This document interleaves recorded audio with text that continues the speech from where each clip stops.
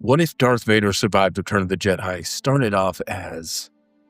It wasn't really meaning to turn into anything, really. I was a down on his luck YouTuber who had a couple hundred subs and liked doing what ifs. Little did I know that one what if, part 1, as it's now known, would end up being one of the biggest videos on my channel. Maybe of all time. Who knows? It was originally just going to be a one-off, but I made some mention in the first video that if I ever did a part 2, we'd continue it from there. And that's exactly what happened, because part 2 was in high demand. All over my comment sections on YouTube, everyone was saying, "Where's part 2? Can you make part 2? Where is part 2? Part 2, part 2, part 2, part 2. It was everywhere. And so I said, all right, I'll make part 2. That was one of the biggest mistakes I ever made. It's not that I'm not proud of how part 2 came out, far from it. I think it came out fairly strong. The problem is, I nearly killed myself editing that video.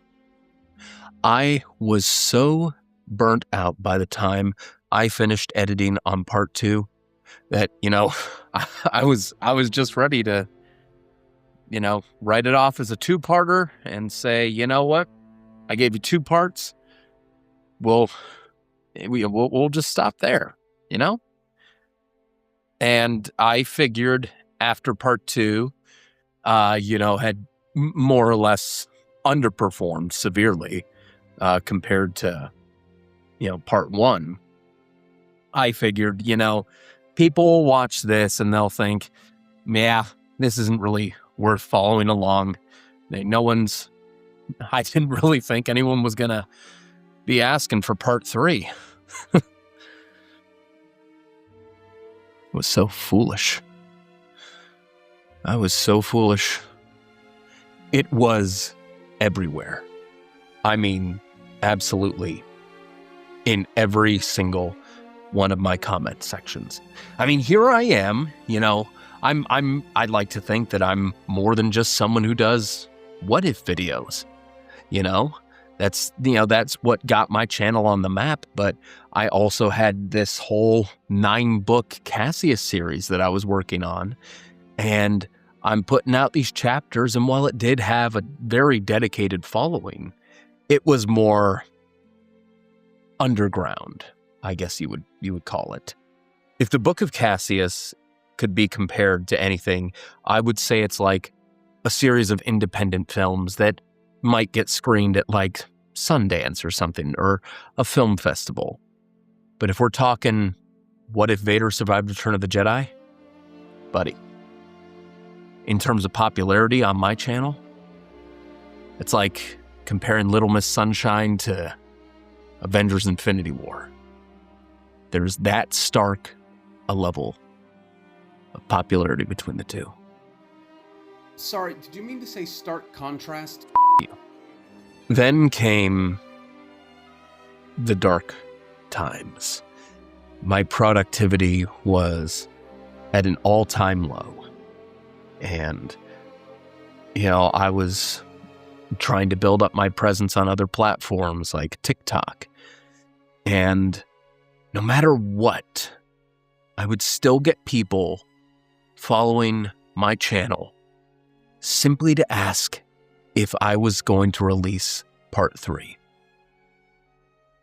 And it just kept coming. More and more and more and more. Comment after comment after comment. And so I thought to myself, what do I do here? Where could I even take the story? And how could I put it forth in a way that would justify the long wait? It's been years since part 2 was released. And so I talked to one of the most brilliant minds. He's worked on many of these kinds of projects, and Crag Clank. And I talked to him. I said, Crag, what are we going to do here? I don't know where we can take this. I don't know what we're going to do. People want part 3. And I've tried to distance myself from it, but people want it. And he said to me, and I swear I will never forget this as long as I live. He said to me, Concordia Jedi?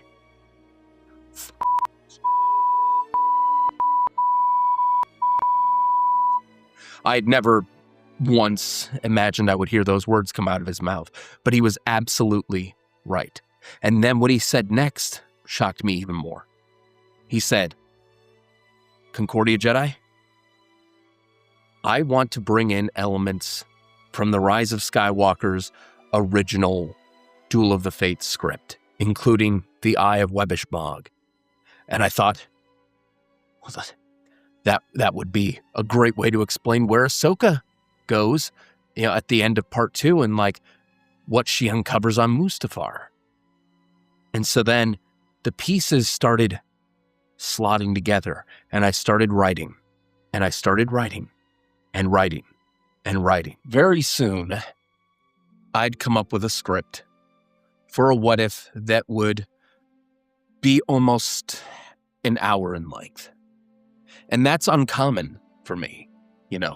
I'm a YouTuber who typically his longer videos don't go past half an hour.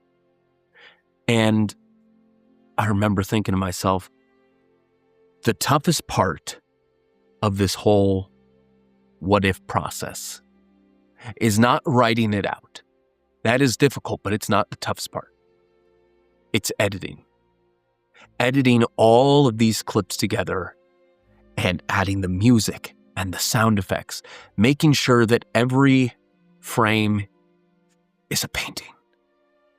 Everything has to fall into place perfectly. And that's what I tried to do. The problem is, once again, the death of the motivation. It hit hard. And I've given myself a deadline, something I do time and time and time again. I say, this is what I'm going to do. This is when I'm going to do it. And then I put out the release date for it. Oh. I never should have done that. I never should have done that. Because by the time that release date came, I had maybe a quarter of part 3 done. And so I talked to Crag again, and I said, Crag, what are we going to do? What are we going to do? The due date's coming up. It's coming up. And he said to me, Concordia. He really does have a mouth on him. The guy's very, very unhinged. But he was absolutely right. I knew that if I was going to do my best to satisfy my audience, I had to separate it into 2 parts. Part 1, Harbinger, and Part 2, Redemption. Now, it is still one part. This is Part 3 when both halves are combined. So, this is going to be the full story on May 4th, 2026. What if Vader survived? Part 3. Part 2 of Part 3, I guess. But it's going to be complete. Do I have any regrets? Regrets are the death of art. Because if you look back at something you've done in the past, any piece of art, whatever it is, and you regret it, well, it just makes you quite frankly, makes you. But there are some things that I might have done differently, if I could go back. First of all, I wouldn't have left that cliffhanger at the end of part 1. It would have saved me a massive headache, right? Probably would have tried to get a bit more consistency from my voice actors. And I'll admit, as a voice actor myself, I know it's not the easiest job in the world. And, there were times as, you know, a voice director, when they would send me their lines and I had to be, you know, I had to be a little direct. Maybe some might call it a little bit forceful with what I was looking for. I told you not to live. You have two lines in the thing. You're not Marlon Brando. Get it right. And so the big question is, when this is all said and done, when part 3 is finally finished, will the masses be satisfied with what I've given them? I can only hope so.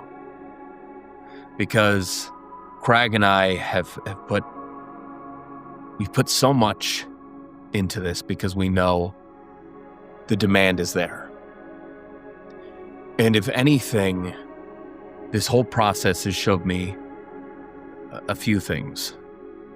One, that I don't look good in a beret. I don't know this thing. 2, it's shown me that I'm not perfect.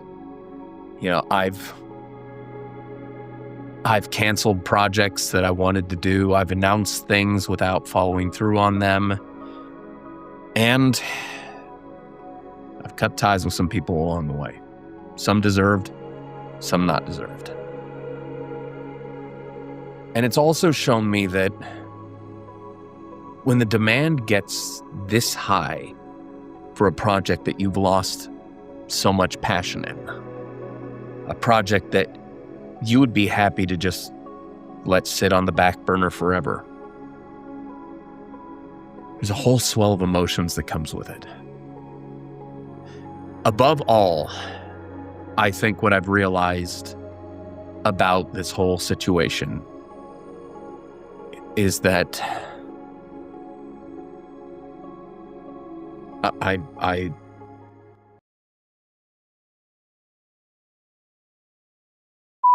don't know what the hell I learned.